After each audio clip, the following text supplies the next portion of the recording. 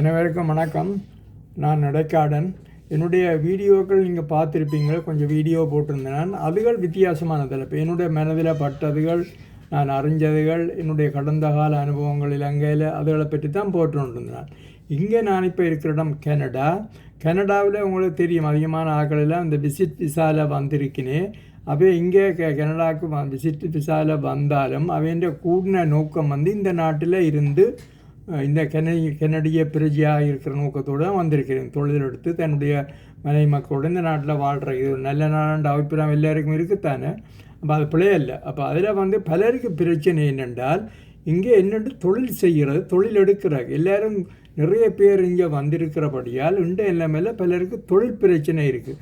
அவையும் தொழில் எடுக்க மாட்டான் இருக்குன்னு என்ன தொழிலை செய்கிறேன்டும் மற்றவைக்கும் அதாலேயும் சில பிரச்சனைகள் இருக்குது. ஆனால் எல்லாருக்கும் பிரச்சனை தானே. அப்போ நீங்கள் இங்கே வந்து ஒரு தொழிலை செய்கிறதுக்கு என்ன தொழிலை செய்யலாம்னு இதில் நல்லா படித்து பட்டதாரிகளாக தொழில் என்ன உங்களால் என்ன தொழிலுக்கு நான் தயார் என்ற நிலைமையில் உள்ள ஆக்கள் இளைஞர்களும் எல்லா விஷயங்களும் முக்கியமாக இந்த கணனி அறிவுகள் இதெல்லாம் தெரிஞ்ச ஆக்கள் இதில் சமாளித்து கொள்ளலாம். ஆனால் அது கொஞ்சம் படிப்பு குறைஞ்ச ஆக்கள் வேலையில் கிளீனிங் வேலைகள் இல்லை ரெஸ்டாரண்ட் வேலைகள் இப்படி தான் செய்ய வேண்டியது. ஆனால் நீங்கள் இன்னொரு நல்ல ஒரு சந்தர்ப்பம் இந்த நாட்டில் இருக்குது. டிரைவர்ஸுக்கு, சாரதிகளுக்கு. என்ன சாரதிகளுக்கு? நார்மலாக நீங்கள் டிரைவிங்கில் எடுத்து இந்த யூபர் அண்டர் அது கூட ஓடலாம் காரும். அதை விட கூட இந்த ட்ரக் அண்டர் பிரபலமான கனடாவில் ட்ரக் தொழில், ட்ரக்லேருந்து சாமானியத்தியர் இருக்கிற பார ஊர்தியான்னு சொல்லுவோமே தமிழில். அதில் இங்கே இங்கே பெரிய ட்ரக்குகள் இங்கே மக்களுக்கு குறைவாக இருந்தாலும் நுகர்ச்சி கூடபடியால் அதிகமான ட்ரக் இங்கேக்கும் கனடாக்கும் அமெரிக்காவுக்கும் நிறைய ட்ரக் ஓடிக்கொண்டிருக்கு. அப்போ அதுக்குரிய சாரதிகளாக உங்களால் செய்ய முடியுமா இருந்தால் அது அந்த வேலையை எடுத்து ஒரு கணிசமான பணம் உங்களோட மாத சம்பளமாக கிட்டத்தட்ட நீங்கள் ஒழுங்காக வேலை செய்கிற என்றால் ஒரு சராரியை எதிர்பார்ப்பீங்க எவ்வளவு இங்கே வருமானம் வரலாமண்டு. ஒரு சராசரியாக கிட்டத்தட்ட ஒரு 4000-5000 ரூபா சம்பாதிச்சு கொள்ளலாம். அது நல்லதானே. ஆனால் அந்த வருமானம் எல்லாத்துலேயும் கிடையாது. நான் இன்றைக்கு அப்படியான ஆட்களுக்கும் இந்த ட்ரக் என்ன மாதிரி தொழில் நடக்குதுன்றது பற்றியும் நேரடியாக காட்டுறதுக்கு தான் இந்த வீடியோ நான் இன்றைக்கு எடுத்துருக்கேன். யாருண்டா நான் ஒரு நாளும் இங்கே இருந்தால் கூட நான் ட்ரக்கில் நான் பிரயாணம் செய்ததும் கிடையாது, கேள்விப்பட்டதே ஒரு நாளும் இல்லை. அப்போ நான் ட்ரக்கில் போகிறேன். இன்றைக்கு யாரோட போகிறேன் என்றால் என்னுடைய மகனோட போகிறேன். மகன் ஒரு ட்ரக் டிரைவராக ட்ரக்கில் வேலை செய்து கொண்டிருக்கு. அப்போ அவரோட கனடாவுக்குள்ளே நிறைய இடம் இருக்குது. அது கிட்டத்தட்ட ஒரு 15-20 மணித்தியாலம் ஒரு இடம் இருக்குது கனடாவுக்குள்ள. நாங்கள் இங்கேருந்து அடுத்த எங்களோட ப்ராவின்ஸ் ஒன்டாரியோ, அடுத்த ப்ராவின்ஸ் கியூபெக், அடுத்த நியூ பிரவுன்ஸ்விக்ன்றது. நியூ பிரவுன்ஸ்விக்ன்ற தான் இன்றைய கொஞ்சம் சாமான் கொண்டு வரோம். அங்கொண்டு இறக்கி போட்டு எந்த ட்ரக்கும் எம்டியாக வெறுமையாக வாரல்ல. ஏனென்றால் இந்த ட்ரக் வச்சு கம்பெனி நடத்துகிறவருக்கு வெறும் லக்க நட்டம் அவருக்கு. சும்மா சாமானத்தி கொண்டு வர்றது போக்கு கூலி கிடைக்கும். விரைக்கும் இன்னொரு சாமானை ஏற்றி கொண்டு ஏதோ ஒரு பொருளை ஏற்றி கொண்டு தான் வருவார்கள். அப்போ அது நாங்கள் கொண்டு இறக்கி போட்டு அப்போ இன்னொரு சாமானை நாங்கள் தேடி எடுக்கணும். உடனே சிலவில் கிடைக்கும், சில கொஞ்சம் டைம் எடுக்கும். ஒரு நாள் கூட சிலவில் சாமான் ஏற்றி கொண்டு வரலாம்.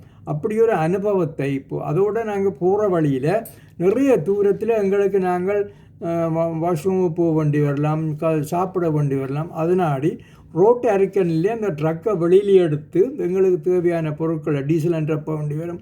அப்படியான இதுகளெல்லாம் தேவைப்படும். அப்போ அப்படியான இடங்களுக்கு அடிக்கடி நாங்கள் ஒவ்வொரு குறைஞ்சது ஒரு 20-30 மைலுக்கு ஒவ்வொரு கால் கடைகள் இருக்குது, நிற்கிற இடங்கள். அதுக்கெல்லாம் வசதிகள் இருக்குது. அந்த டிரைவர்ஸ் எல்லாம் குளித்து சாப்பிட்டு வாஷ்ரூம் அப்படி எல்லா வசதியோடு செய்திருக்கிறார்கள். நல்லா பார்த்தா தெரியும். நான் சில விஷயங்களை காட்டுவேன், பார்த்தா உங்களுக்கு விளங்கி கொள்ளலாம். அப்போ இது எங்களுக்கு கிட்டத்தட்ட 3 அண்டைக்குனா புதன்கிழமை விழிக்கிறோம். எங்களுக்கு 4 அண்டை தான் திரும்பி பெறக்கூடியதாக இருக்கும். அப்படி தான் இப்போ இவ்வளோ தூரத்துலேயும் போட்டு வராங்க. அப்போ அதைத்தான் உங்களுக்கு ஓரளவு நாங்கள் 3 வீடியோவாக போட்டு காட்டுவேன். அதை நீங்கள் பார்த்தால் உங்களுக்கு கூட நேரடியாக நீங்கள் பார்த்தா உங்களுக்கு கூட விஷயம் தெரியும். சரிதானே? இதை முடிச்சு கொள்கிறேன். அப்புறம் உங்களுக்கு உள்ளுக்கு போக்கு அந்த இடங்களை பார்க்க கூட இதாக இருக்கும். சரியா? நன்றி.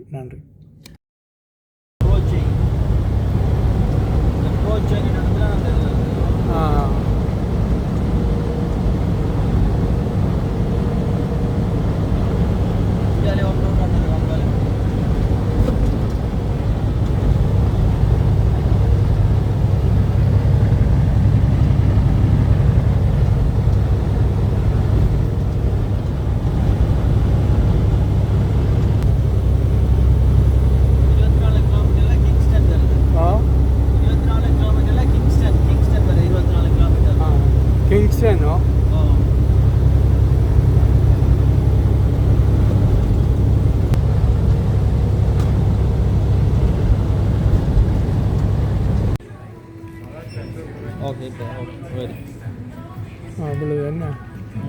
ஸோ நான் உங்களுக்கு தெரிந்த இடைக்காடன். நானும் என்னுடைய மகன் பார்த்திபனும் நாங்கள் இப்போ எங்கே நிற்கிறோம்னா ஒன் ரூட்டில் நிற்கிறோம். ஒன் ரூட் என்ற இடத்துல கிங்ஸ்டனில் இருக்கிற ஒன் ரூட்டில் நிற்கிறோம். இங்கே டின் ஹோட்டல் இருக்குது, பர்கர் கிங் இருக்குது, மற்ற ஸ்டார்பக்ஸ் அப்படியான கடைகள் எல்லாம் இருக்குது. இங்கே நாங்கள் அங்கே நிற்கிறோம்னா நாங்கள் காலையில் அங்கே நாங்கள் 5:30 ஒழிக்கிட்டாங்க. அங்கே இருந்து பிரம்டன்லேருந்து வலிக்கிட்டாங்க. இந்த போகிற இடம் வந்து சென்ட் தாமஸ் ட்ரக்கில் போய் கொண்டிருக்கிறேன். இவர் என்னுடைய மகன் பார்த்திபன், அவர் தான் ட்ரக் டிரைவர். அவர்கிட்ட ட்ரக்கில் நான் இப்போ போய் கொண்டிருக்கிறேன் அந்த இடத்துக்கு. இன்றைக்கு ஒரு வித்தியாசமாக நான் வளமையான என்னுடைய அனுபவங்களை பகிர்ந்து ஓடுனேன். இன்றைக்கு ஒரு ட்ரிப்பில் இந்த ட்ரக்கில் நானும் போய் கொண்டிருக்கிறோம். அந்த இடத்துக்கு கிட்டத்தட்ட நாங்கள் போய்ச்சிருங்க 12-13 மணிக்கு காலம் பிரயாணம். இப்போ இடையில இடத்துல நாங்கள் நேரம் இப்போ 8 மணி ஒரு டீயும் குடிச்சிட்டு எங்களோட காலை சாப்பாடும் சாப்பிட்டு பயணத்தை தொடருவோம். இப்போ நாங்கள் இருக்கிறத வந்து அந்த டின் கொட்டை நட்ட இடத்துல பாருங்கள் எங்களை காப்பியை வாங்கி வச்சுருக்கிறோம். எங்களை குடிச்சு கொண்டிருக்கேன். நாங்களும் எங்களுக்கு தேவையான வாங்கி வச்சுருக்கிறோம். இந்த டின் கொட்டை நட்டதில் நீங்கள் பார்க்குறீங்க. அதில் மகன் நீங்கள் போய் கொண்டிருக்கிறார். இங்கே எங்களுக்கு தேவையான பொருட்களை வாங்கலாம். இங்கே நல்லா இருக்கும் இந்த இடம். இப்படி வலை நீட்டுக்கு கொஞ்சம் இடங்களுக்கு இடையில் அப்படி ஒரு 20-25 மைலுக்கு இடையில் இது சொல்கிறோம் ஒன் ரூட்டுன்ட்டு சொல்கிறோம். ஒன் ரூட்டில் பெட்ரோல் செட் இருக்கும், கேஸ் ஸ்டேஷன்ன்ற பெட்ரோல் செட் இருக்கும். மற்றது எங்களுக்கு தேவையான சாப்பாட்டு கடைகளும் இருக்கும். இதெல்லாம் ஜாக்கிரதை பார்த்து கொண்டு குடிச்சு கொண்டிருக்கேன். இதை பற்றி விவரமாக நான் பிறகு சொல்கிறேன். நாங்கள் உண்டா எந்தெந்த இடங்களுக்கு போகிறோம், என்னென்ன காட்சிகளை முன்னுக்கு காட்டிக்கொண்டிருக்கோம். அதை நீங்கள் பார்க்கலாம். இன்றைய நிகழ்ச்சி நல்லா இருக்கும்னு நினைக்கிறேன். நீங்கள் எல்லாம் ரசிக்கக்கூடிய வித்தியாசமாகவும் ரசனைக்குள்ளதான். இது கனடா மண்ணில் நாங்கள் எப்படியெல்லாம் வாழலாம் தான் இப்போ இருக்கிறேன். இதில் முன்னுக்கு நிற்கிற என்னுடைய மகனும் மேல் பக்கத்தில் ஒன் மாக்கண்டோட 2 கிடக்கு கிடங்கள் நல்ல அருமையான காட்சிகளும். ஆனால் என்ன பிரச்சனைன்னா நான் இந்த இதோடு நிற்கிறேன். நான் ஜேக்கெட்டோட இன்றைக்கு எங்களோட வெப்பநிலை வந்து இங்கே வெதர் வந்து சைபருக்கு கீழே 20 பாகை அளவு தான் நிற்குது. ஒரு 5 நிமிஷம் வெளியில் நிற்கல, அது கையெல்லாம் புறச்சிக்கும். அந்த மாதிரி தான் இங்கே காலநிலை இருக்குது. இதுவும் நாங்கள் அங்கே தொடருவோம். இந்த ட்ரக்கையும் காட்டுறோம்னா இங்கே தொடருவோம். இதுதானே. நன்றி.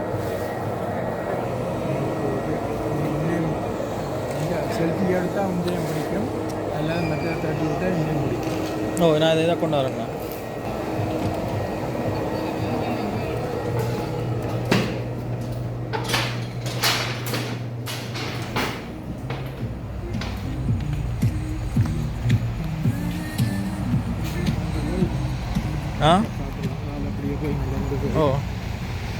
இதால் போகும். இதுக்குள்ள கொஞ்சம் ஷார்ட் கட் நினைக்கிறேன். இதான்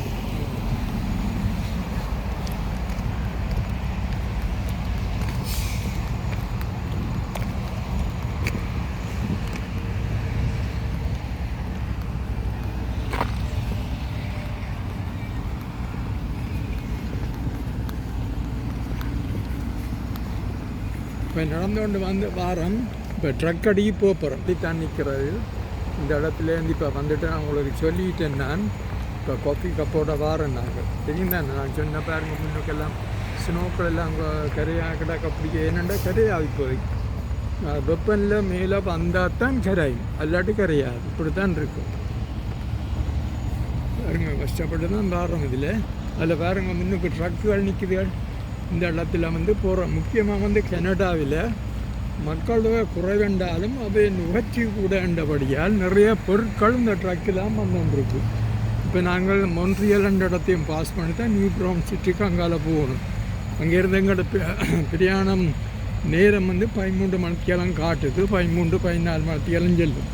அப்போ இப்போ நேரம் இப்போ 8 மணியாக இருந்தாலும் நாங்கள் அந்த இடத்துக்கு போய் சேர 5-6 மணி. அதுக்கு பிறகு நாங்கள் இரவு அந்த ரெஸ்ட் அந்த பிரேக் எடுக்கணும்னு சொல்லுவாங்க. ஒரு அடியாக இவ்வளோ தூரத்துக்கு மேலே பிரயாணம் செய்யக்கூடாது.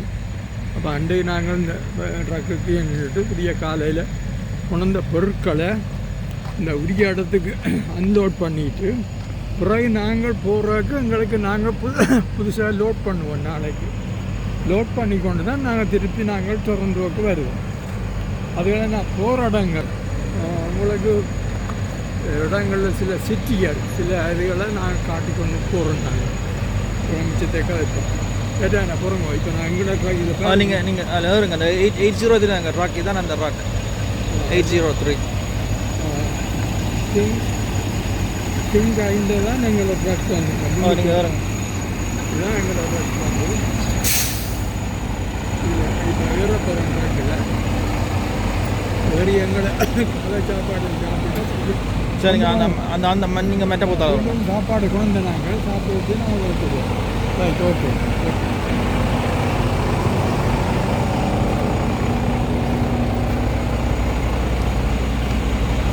அது காஃபியை கீழே வைக்க போட்டதில் இதில் வைக்க போட்டு வருங்க.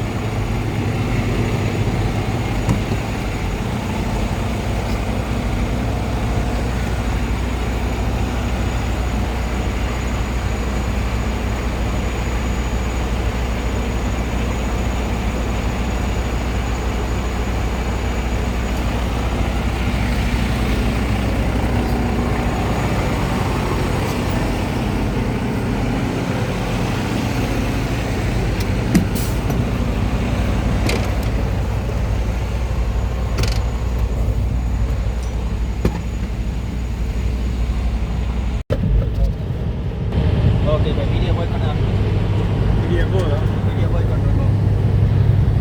நாங்கள் இப்போ கியூபெக் சிட்டிக்கிட்ட வந்துட்டோம்.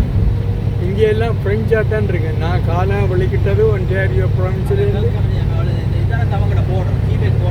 இதுதான் இந்த பார்டர். Welcome to Quebec. இதுதான் இந்த பார்டர். எங்களோட பயணம் தொடர்ந்து கொண்டிருக்கின்றது. இப்போ பாருங்க, ரெண்டு பக்கம் ரேசினோத்தான் குவிஞ்சவே கிடக்குது.